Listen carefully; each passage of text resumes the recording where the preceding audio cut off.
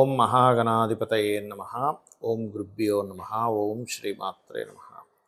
పరమేశ్వర స్వరూపమైనటువంటి జ్యోతిష, వాస్తు మరియు ఇతర అనేకమైనటువంటి శాస్త్రములను మనకు అందించినటువంటి మహర్షులకి నమస్కారం. హయగ్రీవ హయగ్రీవ హయగ్రీవేతి యో వదేత్ తస్య నిస్సరతే వాణీ జహ్నుకన్యా ప్రవాహవత్. అరుణాం కరుణాతరంగితాక్షీం ధృతపాశాంకుశపుష్పబాణచాపాం అనిమాదిభిరావృతాం మయూఖైః అహమిత్యేవ విభావయే భవానీం. శ్రీమాత్రే నమః. ప్రేక్షకులకి లలితాంబిక అమ్మవారి యొక్క అనుగ్రహం పరిపూర్ణంగా కలగాలన్న స్ఫూర్తి కోరుకుంటూ, మనకి బుధగ్రహము ఆగస్టు 6వ తేదీ నుంచి 28 ఎండింగ్ అంటే ఆల్మోస్ట్ 29వ తేదీ వరకు వక్రించి కంబస్లో కూడా ఉంటున్నాడు. అంటే అస్తంగత్వ దోషంలోనే ఉంటున్నాడు మరియు వక్రించి ఉంటున్నాడు. బుధ రాశుల్లో కేతు ఉంటూ నీచబడ్డ శుక్రుడు కూడా బుధుడు రాశుల్లోకి వెళ్ళి ఉంటున్నాడు. కాబట్టి ఈ సమయంలో ఎటువంటి విషయాల పట్ల మనం జాగ్రత్త వహించాలి? ప్రధానంగా ద్వాదశ లగ్నాల వారు, లగ్నం తెలియని వారు రాశి నుంచి చూసుకోవచ్చు. అదేవిధంగా ఏ జాగ్రత్తలు తీసుకోవాలి, ఎటువంటి పరిహార మార్గాలు చేసుకోవాలనేది తెలుసుకోండి. అదేవిధంగా ఇక్కడ కేవలం రాసే కాకుండా జనరల్గా కూడా అసలు బుధుడు ఇచ్చేటువంటి ఫలితాలు ఏమిటి, బుధుడు ఇచ్చే ఫలితాలు ఎటువంటి ఇబ్బందులు పడతారు జనరల్గా అనేటువంటిది కూడా వీడియో ఎండింగ్లో చెప్తాను. కాబట్టి వీడియోని ఎండింగ్ వరకు చూడండి. తులాలగ్నము, తులారాశి. తులవారికి కనుక చూసుకున్నట్లయితే మీ యొక్క రాస్యాధిపతి శుక్రుడు అవుతాడు. ఆయన 12వ స్థానంలోకి వెళ్ళబోతున్నాడు. ఇప్పుడే కాదు, మీకు మొట్టమొదటిగా అయితే ఈ యొక్క బుధుడు వక్రగతి మరియు బుధుడు కంబస్ట్ వల్ల మనం చెప్పుకోబోతున్నాము. బుధగ్రహం ఏదైతే ఉందో ప్రధానంగా మీకు ఈ 9, 12 అధిపతి అవుతాడు. కాబట్టి ముఖ్యంగా మీరు విదేశాలకు వెళ్ళేటువంటి ప్లానింగ్స్ చేసేటువంటి వారికి ఉద్యోగ సంబంధించిన విషయంలో ఎవరో ఏదో చెప్పినటువంటి విషయాన్ని ఏదో దూరపు ఆలోచనతో మానేసేయడము ఇట్లాంటివి చేయకండి దయచేసి. అందులోని తండ్రి గారి ఆస్తికి సంబంధించిన విషయాలు, అందులో పొలాలు, ఖాళీ స్థలాలు, తోటలు ఇట్లాంటి విషయాల్లో నిర్ణయం తీసుకునేటువంటి అంశంలో కాస్త జాగ్రత్తగా ఉండండి. దూర ప్రాంతాలకు వెళ్ళి అక్కడ ఏదైనా ఇన్వెస్ట్మెంట్ చేద్దాం అనుకునేటువంటి విషయాల్లోని, అందులో ప్రధానంగా కొంతమందికి ఎలా ఉంటుందంటే తండ్రి యొక్క ఆస్తి ఉంటుంది, ఆస్తిని అమ్మేసి ఆ బిజినెస్ పెడదాం అనుకుంటుంటారు. అది ఆస్తి కంటే బాగా పెరిగేటువంటి లాభాల్లో ఉండేటువంటి బిజినెస్ అయితే ప్రాబ్లం లేదు, చక్కగా ఆ బిజినెస్ ద్వారా మీకు లాభం ఉంటుంది. కానీ కొన్నిసార్లు ఏమవుతుందంటే అక్కడ బిజినెస్లో ఇన్వెస్ట్మెంట్ చేయడం కంటే ఈ ఆస్తిని ఇలాగే ఉంచుకోవడం వల్ల బాగా పెరుగుతుంది, ఎందుకంటే ఇక్కడ రిస్క్ ఉండదు. కానీ కొన్నిసార్లు తెలియక ఏం చేస్తారంటే చాలామంది ఇలాంటి బుధుడు వక్రగతిలో వచ్చినప్పుడు తండ్రి రాస్తుంది కదా, దాన్ని అమ్మేద్దాం, ఏముందో ₹1,00,00,000 వస్తుంది, దాన్ని తీసుకెళ్ళి అక్కడ ఇన్వెస్ట్మెంట్ చేస్తే అది నెలకింత వస్తుంది అనుకుంటాం. కానీ సమ్ టైమ్స్ ఏమవుతుందంటే దీనికంటే అది ఇంకా దెబ్బ పడుతుంది. అందులో ముఖ్యంగా తులాలగ్నం వారు, తులారాశి వారికి ఇప్పుడు ఇది రైట్ టైం కాదు. ముఖ్యంగా 6వ తేదీ నుంచి 29వ తేదీ వరకు అది తండ్రి రాస్తేనే కదా మీరు కూడా ఇన్వెస్ట్మెంట్స్ చేసే విషయంలో, బికాజ్ ఆఫ్ 12వ స్థానంలో కేతు ఉన్నాడు. ఎప్పుడైతే కేతుగ్రహం అక్కడ ఉందో ఇక్కడ ఉండేటువంటి గ్రహస్థితులు ఏవైతే ఇలా ఉన్నాయో ఈ యొక్క ఫలితాలు ఈ రకమైనటువంటి రిజల్ట్స్ని ఇస్తూ ఉంటాయి.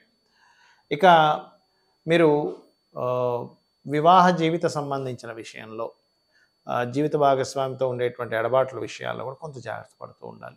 అంటే అనవసరంగా చిన్న చిన్న మిస్కమ్యూనికేషన్తో ఎడబాట్లు వచ్చే ఛాన్సెస్ ఉన్నాయి. మీరు చేయవలసిన దేవతా ఆరాధన ఏమిటంటే సుబ్రహ్మణ్యేశ్వర స్వామి ఆరాధన మరియు కాళికా అమ్మవారి యొక్క ఆరాధన చేయండి, అన్ని విధాలా బాగుంటుంది. చాలామంది ఏంటంటే నవగ్రహాల్లో శని భగవానుడిని చూసి చాలా భయపడుతూ ఉంటారు. అమ్మో ఏలినాడు శని, అర్ధాష్టమి శని, అష్టమి శని అని. కానీ అన్నిటికంటే కూడా మోస్ట్ పవర్ఫుల్ ప్లానెట్ శని భగవానుడు పవర్ఫుల్ కాదని కాదు, ఎక్కువ ఇబ్బంది ఇచ్చేది బుధుడు.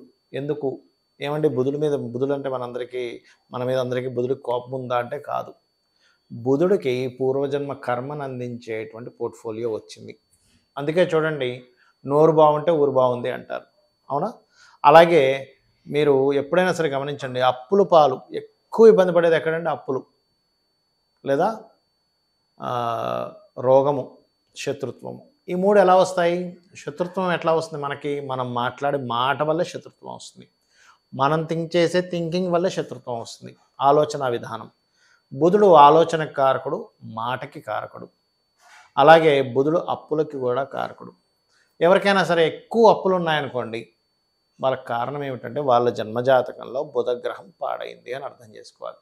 బుధగ్రహం కనుక పాడైందంటే అప్పుల మూలంగానే ఇబ్బంది పడతారు, ఇది గుర్తుపెట్టుకోండి. అప్పుడు ఏం చేయాలి? ఓం అపర్ణాయే నమః అనే మంత్రం ఒక 40 మినిట్స్ చేయండి రెగ్యులర్గా, మీకు ఖచ్చితంగా బాగుంటుంది. దీంతో పాటు ఇంకొక మంత్రం ఉంటుంది, అంటే ఫైనాన్షియల్ గ్రోత్కి. ఓం సంపత్కరీ సమారూఢ సింధుర వ్రజ సేవితాయ నమ, లేదా ఓం ధర్మాధ్యక్ష ధనాధ్యక్ష ధన ధాన్య వివర్ధినియ నమ చేయండి, ఖచ్చితంగా బాగుంటుంది. అలాగే ఇక్కడ మరొక విషయం ఏంటంటే, ఈ యొక్క బుధగ్రహానికి సంబంధించినటువంటిది ఎవరికైనా సరే జన్మజాతకంలో బాగాలేదు, అలాంటప్పుడు వాళ్ళ పేరు మీద అగ్రిమెంట్స్ ఉంచకూడదు. షేర్ మార్కెట్ జోలికి అస్సలు వెళ్ళకూడదు. బుధుడు పాడయ్యాడు అనుకోండి, ఎవరి జన్మజాతకంలో అయినా వాళ్ళు షేర్ మార్కెట్లోకి వెళ్ళారా అయిపోయింది వాళ్ళ పరిస్థితి. Because of share marketing related సంబంధించిన వాటికి బుధుడు కారకుడు. బుధుడు ఎవరి జన్మజాతకంలో అయినా లగ్నాధిపతి అయ్యి లేదా లగ్నంలో ఉండి మంచి పొజిషన్లో ఉన్నారంటే వాళ్ళు అపర మేధావులు అవుతారు. అందుకే చూడండి, చాలా మటుకు మిథున లగ్నం వారు, కన్యా లగ్నం వారు మంచి, అంటే వాళ్ళకి మిథున లగ్నం వాళ్ళకి ఏంటంటే తెలివితేటలు బాగుంటాయి, ఎప్పుడు కూడా నాలెడ్జ్ గెయిన్ చేసుకుంటూ ఉంటారు. కన్యా లగ్నం వారు మేనేజింగ్ ఎక్కువగా చేస్తారు. అంటే బుధుడు కనుక బాగున్నాడంటే మేనేజింగ్ స్కిల్స్ ఖచ్చితంగా పెరుగుతాయి, అందులో ఎటువంటి సందేహం లేదు. మరి ఈ బుధగ్రహం యొక్క శక్తి తక్కువగా ఉంది. చాలామంది ఏం చేస్తారు తెలియక, బుధుడు తక్కువ నాకు లోలో ఉన్నాడంటే అందుకని నేను పచ్చబెట్టేసుకుంటా అంటారు. అది తప్పు. ఎప్పుడు కూడా బుధుడు పాడైతే ఆ రత్నం ధరించకూడదు. ఎందుకు? ఇప్పుడు చూడండి, చిన్న ఎగ్జాంపుల్, ఇంట్లో మనం కొన్ని కూరగాయలు తెచ్చుకున్నాము, ఆ కూరగాయల్లో కొన్ని పాడయ్యాయి. పాడవగానే మనం ఏం చేస్తాం, పాడైన కూరగాయని తింటామా, అమ్మో పాడైందని పడేస్తామా? పాడేస్తాం. పాడైనటువంటి వస్తువు మనం తినకుండా పడేస్తాం, ఎందుకు? అది మన బాడీకి ఎఫెక్ట్ చేసే ఛాన్స్ ఉంటుంది. అలాగే ఏదైనా ఒక రత్నము పాడైనప్పుడు పెట్టుకోకూడదు. మరి ఏం చేయాలండి?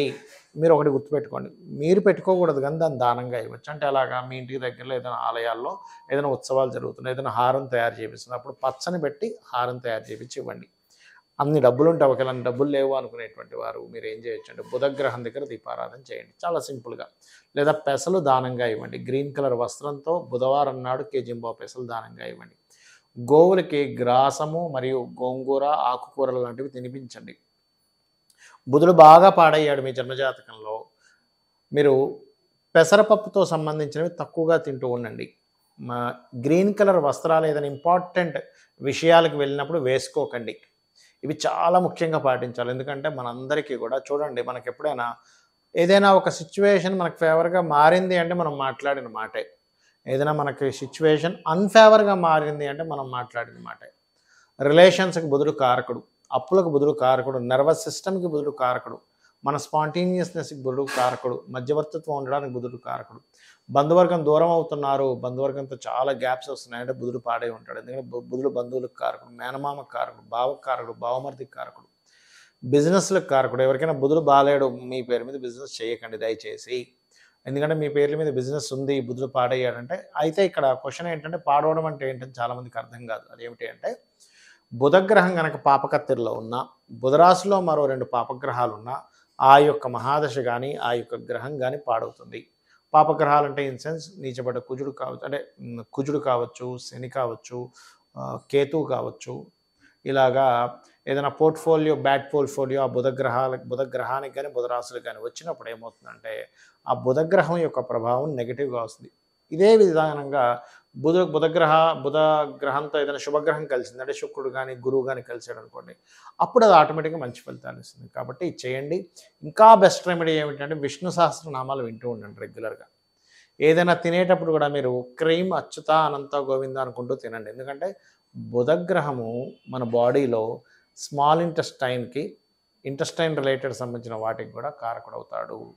కాబట్టి బుధగ్రహం పాడైంది అనుకోండి, వాళ్ళకి లోపల కూడా ఎలా ఉంటుందంటే గట్ రిలేటెడ్ సంబంధించిన ప్రాబ్లమ్స్ రావడము, గట్ హెల్త్ పాడవడము, అలాగే అరుగుదల. ముఖ్యంగా రవి కూడా పాడయ్యాడు అనుకోండి, సింహరాశిలో ఉండే పాపగ్రహాలు పాడై రవి కూడా పాడైతే ఇబ్బంది వస్తుంది. కొంతమందికి బుధుడు రవితో కలిసి ఉంటాడు, బుధాదిత్య యోగం అంటాడు. అలాంటప్పుడు వాళ్ళకి ఏంటంటే వాళ్ళు మాట్లాడేటువంటి మాటల్లో కానీ అంతా కూడా హుందాతనం కనిపిస్తూ ఉంటుంది.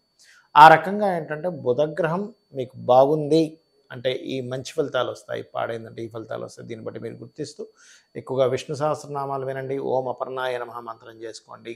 శివుడికి బిల్వంతో మీరు అభిషేకం చేయండి. ఖచ్చితంగా మీకు బుధ అనుగ్రహం కలగడం వల్ల పూర్వజన్మ కర్మ తొలగుతుంది. రిలేషన్స్, ధనము, అప్పులు తీరిపోవడము, ధనం బాగా కలిసి రావడము, వ్యాపారాల్లో బాగా కలిసి రావడం జరుగుతుంది. ఇది పాటించి మీరు అమ్మవారి అనుగ్రహాన్ని పొందాలని కోరుకుంటూ శ్రీమాత్రే నమః.